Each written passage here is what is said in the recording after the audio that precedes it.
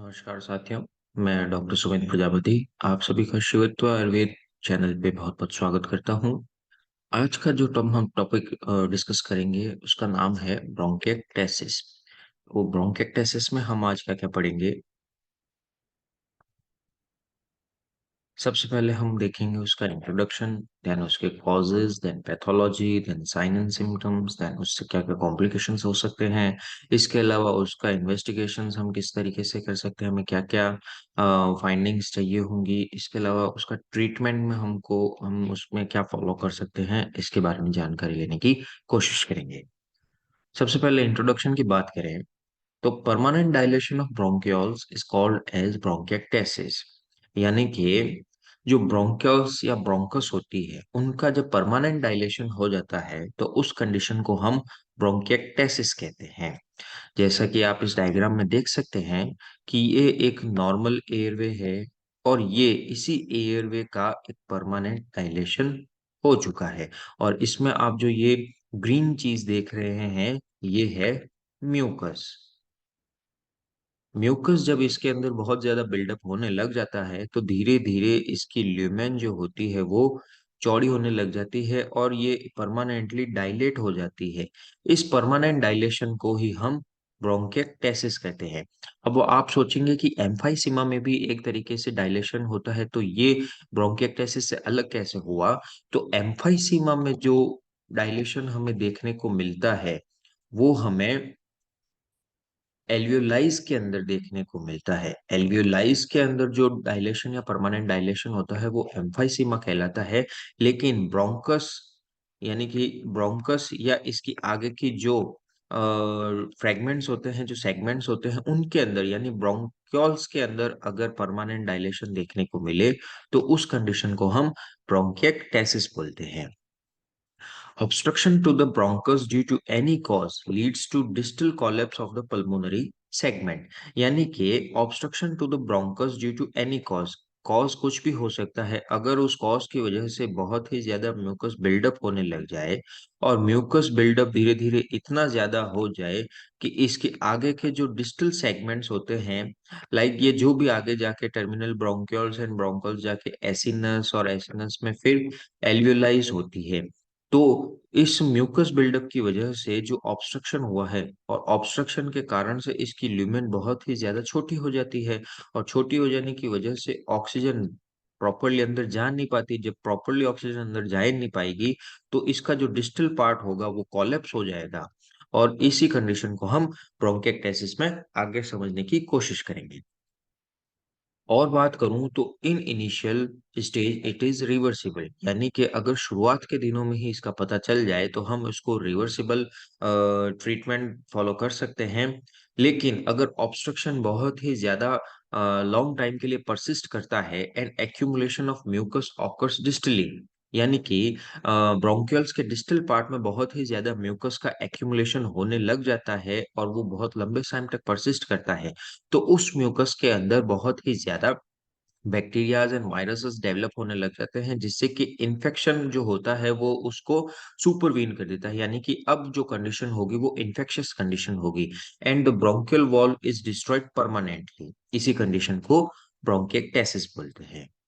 जैसा कि आप इस डायग्राम में देख सकते हैं कि लेफ्ट साइड में नॉर्मल एयरवे है एंड राइट साइड में ब्रोंकिएक्टेसिस के पेशेंट का एयरवे का क्रॉस सेक्शन किया गया है।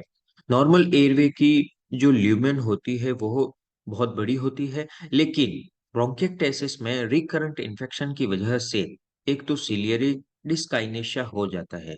सिलियरी डिस्काइनेशिया का क्या मतलब होता है कि रेस्पिरेटरी एपिथेलियम में जो भी सीलियाज होते हैं, जो स्यूडो स्ट्रेटिफाइड कॉलमनर एपिथेलियम होती है जो सिलिएटेड होती है, उनकी मूवमेंट अपर डायरेक्शन में होती है यानी कि नीचे से थ्रॉट की ओर आती है, जो कि म्यूकस को ऊपर ऊपर फेंकने का काम करती है और वो म्यूकस जो होता है वो कफ्ड आउट होता है।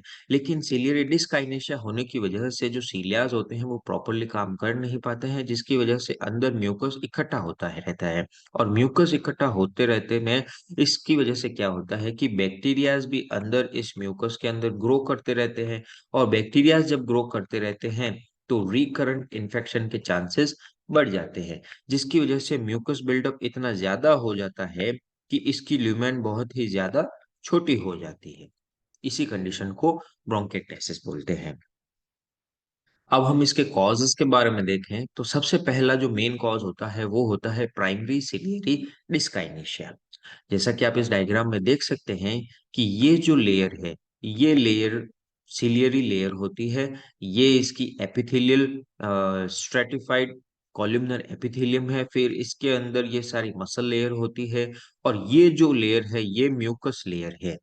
तो प्राइमरी सिलियरी डिस्काइनेशिया में क्या होता है कि ये जो सिलियरी लेयर होती है, जो सीलियाज होते हैं, ये सीलियाज जो होते हैं वो डिसफंक्शन हो जाते हैं या डिस्काइनेशिया हो जाता है, जिसकी वजह से ये अपवर्ड डायरेक्शन में मूवमेंट नहीं कर पाते हैं। और जब अपवर्ड डायरेक्शन में मूवमेंट नहीं कर पाते हैं तो म्यूकस जो होता है वो वैसे का वैसा ही बना रहता है। ये अपवर्ड डायरेक्शन में जा नहीं पाता है, जिसकी वजह से इसके अंदर जो भी बैक्टीरियाज डेवलप होने लगते हैं वो थ्रॉट के अंदर ही, ब्रोंकस के अंदर ही, ब्रोंक्यूल्स के अंदर ही पड़े रहते हैं, और धीरे धीरे ये कॉलोनाइजेशन करते हैं और इन्फेक्शन को शो करते हैं।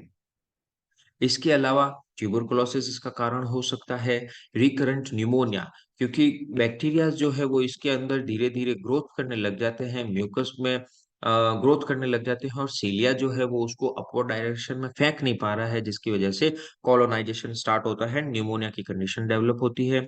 और रिकरेंट इन्फेक्शन होता है, और इंटरस्टिशियल लंग डिजीज की वजह से भी ब्रोंकिएक्टाइसिस देखने को मिल सकता है। और सिस्टिक फाइब्रोसिस, सिस्टिक फाइब्रोसिस में क्या होता है कि म्यूकस जो होता है वो बहुत ही ज्यादा हार्ड हो जाता है। म्यूकस जो होता है वो बहुत ही ज्यादा हार्ड हो जाता है, इस वजह से ये म्यूकस इस वॉल के ऊपर चिपका रह जाता है, और सिलियरी डिस्काइनेशिया की वजह से ये वैसे ही ऊपर नहीं जा पाता है, और हार्ड होने की वजह से ये इसके अंदर चिपका रह जाता है, और एक्सेस अमाउंट के अंदर और ज्यादा सिक्रेशन होने लगता है, जो कि आगे ब्रोंकिएक्टाइसिस की पैथोलॉजी के अंदर बताया जाएगा कि ये इसके कारण किस वजह से होता है। अब हम इसकी पैथोलॉजी देखते हैं। तो पैथोलॉजी में एक विकसित सर्कल इसके अंदर देखने को मिलता है। होता क्या है कि primary infection to bronchus and bronchioles, यानी कि जो इनिशियल ट्रिगर्स होते हैं इनके लिए इन्फेक्शन हो सकता है, म्यूकस प्रोडक्शन बहुत ज्यादा हो सकता है, या फिर सीलियरी डिफेक्ट हो सकता है। इनकी वजह से क्या होता है कि ब्रोंकस की जो प्राइमरी सीलियरी डिस्काइनेशिया होता है, यानी कि सीलियास जो है वो प्रॉपर अपवर्ड मूवमेंट नहीं कर पाते हैं, और उनका हाइड्रेशन जो होता है वो प्रॉपर वे में नहीं हो पाता है, जिसकी वजह से म्यूकस की विस्कोसिटी बढ़ जाती है, यानी कि म्यूकस जो होता है वो बहुत ज्यादा गाढ़ा होने लग जाता है। और जब म्यूकस बहुत ज्यादा गाढ़ा होने लग जाता है, और हम जैसे जैसे सांस अंदर लेते हैं तो सांस के साथ जाने वाले बैक्टीरिया उस म्यूकस के अंदर चिपक कर वहीं अंदर कॉलोनाइजेशन स्टार्ट कर दे देते हैं, जिसकी वजह से रिकरेंट इन्फेक्शन होता है। वो रिकरेंट इन्फेक्शन स्यूडोमोनास का हो सकता है, एमआरएसए का हो सकता है, हिमोफिलस का हो सकता है। तो इसकी वजह से क्या होता है, विकसित circle of transmural infection and inflammation with mediator release, यानी कि कुल मिला के सिलियरी डिस्काइनेशिया की वजह से म्यूकस जो होता है वो अंदर बहुत ज्यादा चिपकने लग जाता है, बहुत गाढ़ा हो जाता है, विस्कस हो जाता है, जिसकी वजह से बैक्टीरिया जो होते हैं उस म्यूकस के अंदर चिपक जाते हैं और कॉलोनाइजेशन स्टार्ट करते हैं। और recurrent transmural infection, transmural infection का मतलब होता है कि जो उसकी वॉल होती है उस पूरी वॉल में अंदर से बाहर की साइड तक पूरा ही उसके अंदर इन्फेक्शन देखने को मिलता है, इसको हम ट्रांसम्यूरल इन्फेक्शन बोलते हैं। और उस इन्फेक्शन की वजह से ब्रोंकस एंड ब्रोंक्यूल्स में इन्फ्लामेटरी कंडीशन देखने को मिलती है। और जैसा मैंने आपको बताया कि कॉलोनाइजेशन स्टार्ट हो जाता है, फिर इन्फ्लामेशन होता है, और इन्फ्लामेशन की वजह से फिर इन्फ्लामेशन में क्या होता है कि neutrophils and T lymphocytes attract होती है उस इन्फ्लामेशन की ओर, यानी कि जो भी बैक्टीरियाज अंदर जाके चिपक जाते हैं म्यूकस में, उन बैक्टीरियाज को खत्म करने के लिए फिर इन्फ्लामेटरी कंडीशन में न्यूट्रोफिल्स एंड टी लिम्फोसाइट्स उस फोकस तक आती है। फिर न्यूट्रोफिल्स की वजह से इलास्टेज एंजाइम रिलीज होता है, एंटी लिम्फोसाइट जो होते हैं वो इंटरल्यूकिन 8 एंड टीएनएफ अल्फा को रिलीज करते हैं। इन सब की वजह से क्या होता है कि लीजन्स होने लग जाते हैं, जो कि लोकलाइज्ड हो सकते हैं, डिफ्यूज हो सकते हैं, या जनरलाइज्ड हो सकते हैं। इलास्टेज एंजाइम क्या करता है कि इसकी ब्रोंकस, ब्रोंक्यूल्स और एल्यूलाइज के अंदर जो इलास्टीन प्रोटीन होता है, इस इलास्टीन प्रोटीन को डिस्ट्रॉय करने का काम करते हैं। ये इलास्टेज प्रोटीन जो होता है, ये इस इलास्टिन प्रोटीन को डिस्ट्रॉय करता है। और इलास्टिन प्रोटीन की वजह से जो लंग्स होते हैं, वो लंग्स इलास्टिक कंडीशन में रहते हैं, यानी कि पैसिव रेस्पिरेशन में हेल्पफुल कंडीशन में रहते हैं। जब भी हम रेस्पिरेशन करते हैं, तो इनहेलेशन के बाद में जो पैसिव रेस्पिरेशन होता है, उसके अंदर लंग्स जो होते हैं वो नेचुरली इलास्टिक कंडीशन में, इलास्टिक रिकॉइलिंग नेचर के कारण अपने आप सिकुड़ जाते हैं, जिससे कि पैसिव एक्सपायरेशन होता है, जिसको हम पैसिव रेस्पिरेशन भी कह सकते हैं। तो उस लंग तो इलास्टिन इलास्टेज एंजाइम की वजह से जब ये इलास्टिन प्रोटीन का डिग्रेडेशन होता है या डिस्ट्रक्शन होता है, और जिसकी वजह से लंग्स की इलास्टिक रिकॉइलिंग नेचर खत्म हो जाती है, और जब ये रिकॉइलिंग नेचर खत्म हो जाती है और धीरे धीरे इन्फेक्शन होता रहता है, फिर ये सर्कल चलता रहता है। यानी कि एक बार इनिशियल ट्रिगर की वजह से ये सर्कल स्टार्ट हुआ, तो उसके बाद में फिर एक बार, दो बार, तीन बार, चार बार, पांच बार, फिर धीरे धीरे ये recurrent infection, then recurrent inflammation, then recurrent elastase enzyme, और recurrent interleukin, recurrent TNF alpha, ये सारी प्रोसेस जो है, ये एक सर्कल रूप में चलती रहती है एक के बाद एक, जिसकी वजह से जो लंग्स, ये ब्रोंकस एंड ब्रोंक्यूल्स की जो वॉल है, वो धीरे धीरे परमानेंटली ही डायलेट हो जाती है, और इसी कंडीशन को हम ब्रोंकिएक्टेसिस बोलते हैं। अब हम इसके साइन एंड सिम्टम्स के बारे में देखें, तो chronic cough extending over several years. अब आप क्रॉनिक कफ से ये भी बोल सकते हैं कि क्रॉनिक कफ तो क्रॉनिक ब्रोंकाइटिस में भी देखने को मिलती है, लेकिन क्रॉनिक ब्रोंकाइटिस में जो कफ आती है, वो इतनी प्यूरुलेंट या फाउल स्मेलिंग की नहीं होती है, जो कि इसमें देखने को मिलती है, जो हम आगे डिस्कस करेंगे। क्रॉनिक कफ होती है जो कि बहुत ही साल तक चलती है। इसके अलावा कॉमन साइट ऑफ लीजन्स जो होता है, वो लेफ्ट लोअर लोब होती है। यानी कि ये लेफ्ट लोअर लोब जो है, ये लेफ्ट लोअर लोब जो होती है, ये ही सबसे ज्यादा इसके अंदर लीजन्स देखने को मिलते हैं। इसके अंदर लेफ्ट लोअर लोब के अंदर ही सबसे ज्यादा इन्फेक्शन देखने को मिलता है, जो कि कॉमन साइट ऑफ लीजन्स होते हैं ब्रोंकिएक्टेसिस में। इसके अलावा वेट लॉस देखने को मिल सकता है। वेट लॉस क्यों होता है? क्योंकि पेशेंट जो होता है हाइपोक्सिक कंडीशन में होता है। पेशेंट की ब्रोंक्यूल्स और ब्रोंकस के अंदर बहुत ही ज्यादा म्यूकस सिक्रेशन हो रखा है, म्यूकस चिपका हुआ है, जिसकी वजह से ऑक्सीजन जो होती है, वो प्रॉपरली अंदर जा नहीं पाती है। प्रॉपरली अंदर जा नहीं पाती है, तो पेशेंट जो होता है वो सांस लेने में अपनी सारी शक्ति जो होती है, वो सांस लेने में ही खर्च कर देता है। और उस वजह से जब उसकी सारी शक्ति जो होती है, जो सारी एटीपी होती है, वो सबकी सब सांस लेने के अंदर ही खर्च हो जाती है, तो वेट लॉस ही होगा उस पेशेंट का। इसके अलावा डिजिटल क्लबिंग देखने को मिलती है। जैसा कि आप इस डायग्राम में देख सकते हैं कि इस पेशेंट की उंगलियों के जो डिस्टल पार्ट हैं, वो एक ड्रम स्टिक के जैसे फूल से गए हैं। इसके आगे के पार्ट जो हैं, वो एक अंगूर के जैसे फूल से गए हैं। इसी को हम डिजिटल क्लबिंग बोलते हैं। और डिजिटल क्लबिंग जो होती है, ज्यादातर रेस्पिरेटरी या फिर किसी भी टाइप के कार्डियक साइन एंड सिम्टम्स में देखने को मिलती है, या कार्डियक डिसऑर्डर्स में देखने को मिलती है। और व्हीजिंग साउंड्स ऑन ऑस्कल्टेशन, ये साइन देखने को मिल सकता है कि जब भी हम उस पेशेंट का ऑस्कल्टेट करेंगे, तो व्हीजिंग साउंड सुनाई देगी। व्हीजिंग साउंड क्यों सुनाई देगी? क्योंकि ब्रोंकस या ब्रोंक्यूल्स के अंदर जो है, वो एक्सेस अमाउंट के अंदर म्यूकस सिक्रेशन हो रखा है। और एक्सेस अमाउंट में जब म्यूकस सिक्रेशन हो रखा है, तो ये ल्यूमेन बहुत छोटी हो गई। इसीलिए जब एयर इस बड़ी ल्यूमेन से होकर, इस बड़ी ल्यूमेन से जब छोटी ल्यूमेन में जाती है, और छोटी ल्यूमेन से जब वापस बड़ी ल्यूमेन के अंदर आती है, तो एक सीटी की ऐसी आवाज आती है, जिसको हम व्हीजिंग साउंड बोलते हैं। इसीलिए ऑस्कल्टेशन में व्हीजिंग साउंड सुनाई देगी। इसके अलावा प्लूराइटिक चेस्ट पेन मिल सकता है। प्लूराइटिक चेस्ट पेन क्या होता है कि जब भी पेशेंट सांस लेगा तो इसकी प्लूरा जो होगी, वो चेस्ट वॉल से रब होगी। तो जब रब होगी, तो बहुत ही ज्यादा पेन होगा, क्योंकि प्लूरा जो होती है बहुत ही ज्यादा पेन सेंसिटिव होती है। इसीलिए जब भी पेशेंट सांस लेगा, तो सांस लेने पे उसको बहुत ज्यादा पेन होगा। इसी को ही प्लूराइटिक चेस्ट पेन बोलते हैं। और साइन एंड सिम्टम्स की बात करें, तो पोस्चुरल कफ मिल सकता है। पोस्चुरल कफ से क्या मतलब होता है कि पेशेंट जो होगा, वो किसी एक स्पेसिफिक पोजीशन में या एक स्पेसिफिक पोस्चर के अंदर बहुत ही ज्यादा कफ का सिक्रेशन करेगा। यानी वैसे तो उस पेशेंट को कफ आएगा नहीं, और लेकिन जब पेशेंट को एक स्पेसिफिक पोस्चर के अंदर आएगा तभी उसमें बहुत ही ज्यादा कफ का सिक्रेशन होगा और वो उस कफ को बाहर निकाल पाएगा, कफ आउट कर पाएगा। तो उस कंडीशन को हम पोस्चुरल कफ बोलते हैं, जो कि ब्रोंकिएक्टेसिस का एक अच्छा खासा साइन होता है। इसके अलावा large purulent and foul smelling sputum मिल सकता है। लार्ज एक तो लार्ज क्वांटिटी में आएगा, प्यूरुलेंट होगा यानी उसके अंदर पस सेल्स मिल सकते हैं, एंड फाउल स्मेलिंग यानी कि उसकी जो गंध होगी वो बहुत ही ज्यादा फाउल होगी। तो ये तीन कंडीशंस हमें उसके ब्रोंकिएक्टाइसिस के पेशेंट में देखने को मिल सकती है। ऐसा क्यों होता है? क्योंकि लंग्स के अंदर ब्रोंकस या ब्रोंक्यूल्स के अंदर जो म्यूकस है वो चिपका हुआ है, जो मैं आपको बहुत पहले से ही बताता आ रहा हूँ। और चिपके हुए की म्यूकस के बहुत ज्यादा चिपचिपा होने की वजह से जो बैक्टीरियाज हैं वो उसके अंदर ही चिपक जाते हैं, कॉलोनाइजेशन करते हैं, पस फॉर्मेशन करते हैं, टिश्यू डिस्ट्रक्शन करते हैं, जिसकी वजह से ही फाउल स्मेलिंग प्रेजेंस मिलती है। इसके अलावा हिमोटाइसिस देखने को मिल सकता है, जो कि माइल्ड या सीवियर कंडीशन में होता है।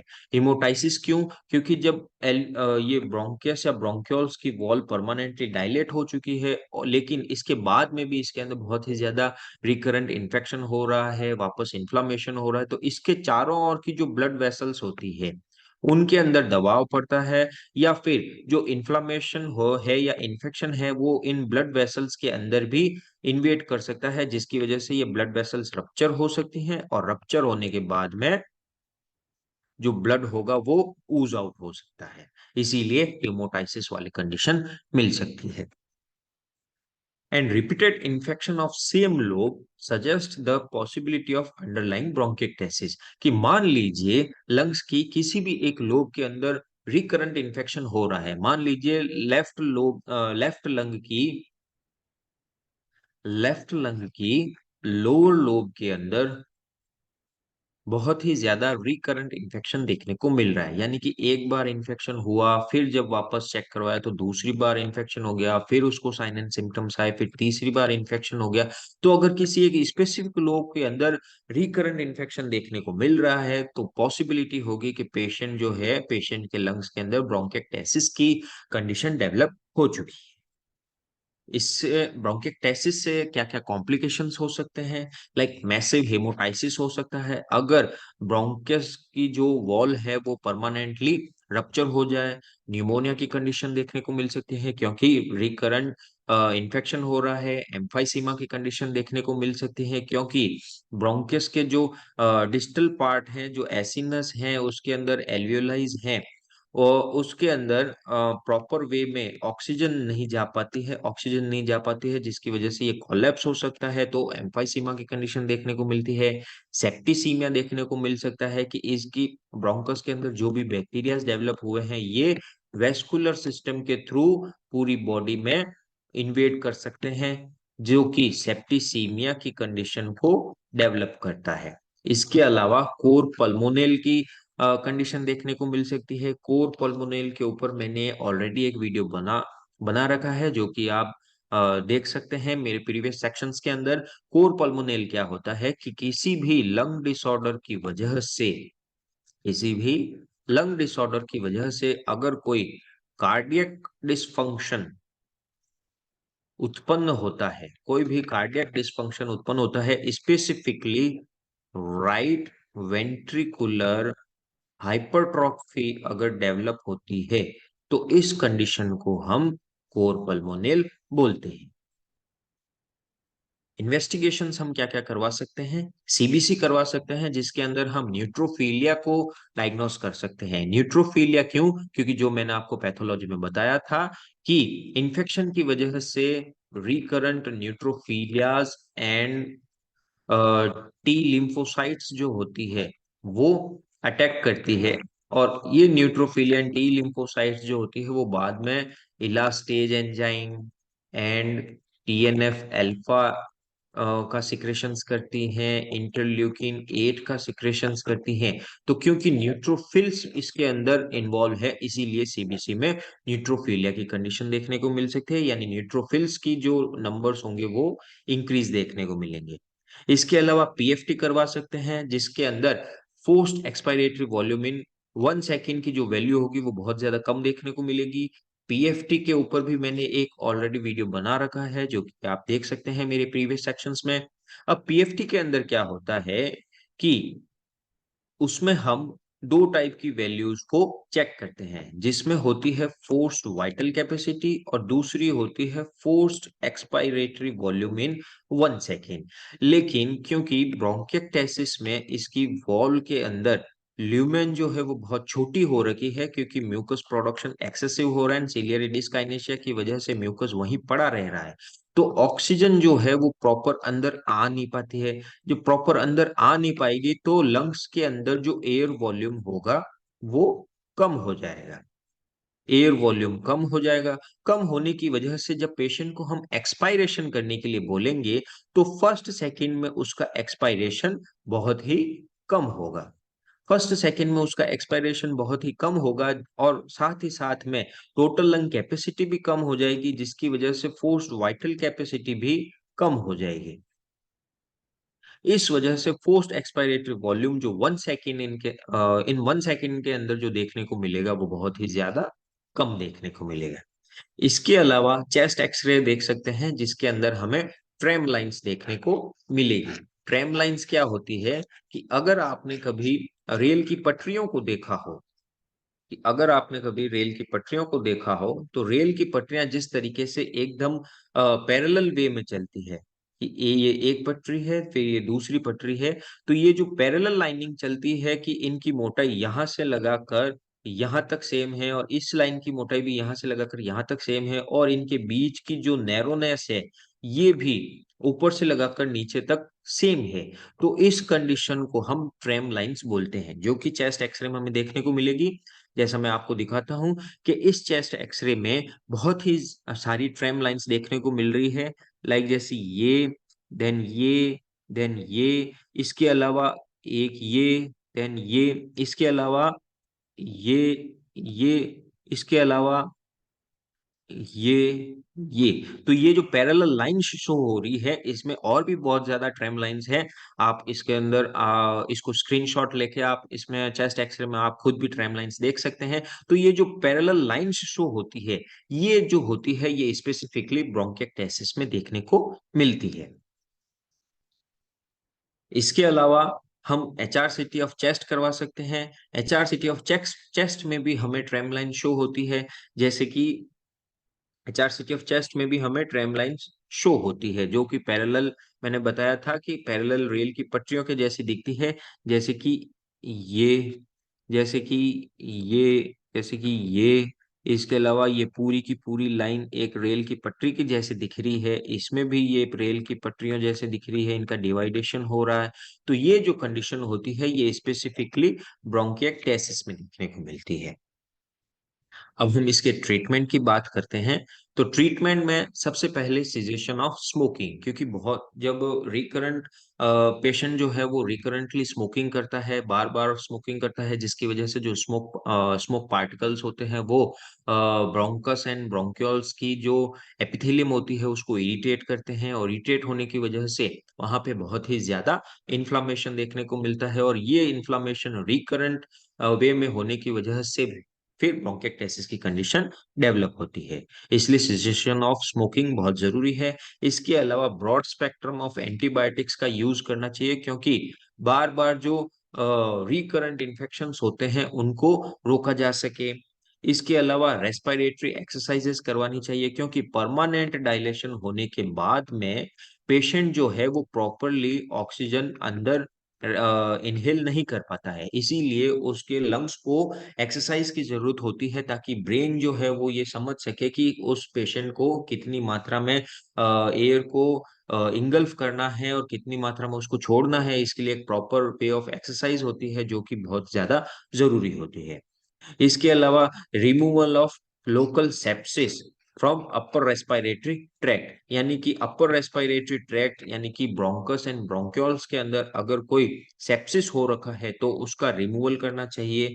इसके अलावा सर्जिकल एक्सिजन करना पड़ सकता है, कि मान लीजिए लंग्स के किसी एक लोब के अंदर बहुत ही ज्यादा ब्रोंकिएक्टाइटिस की कंडीशन डेवलप हो रखी है, जो कि उसको बहुत सारे कॉम्प्लिकेशंस शो कर रही है। तो उन कॉम्प्लिकेशन से बचने के लिए हम किसी एक लोब का सर्जिकल एक्सिजन भी कर सकते हैं, यानी उस लोब को काट के निकाल भी सकते हैं, तो वो भी हम कर सकते हैं।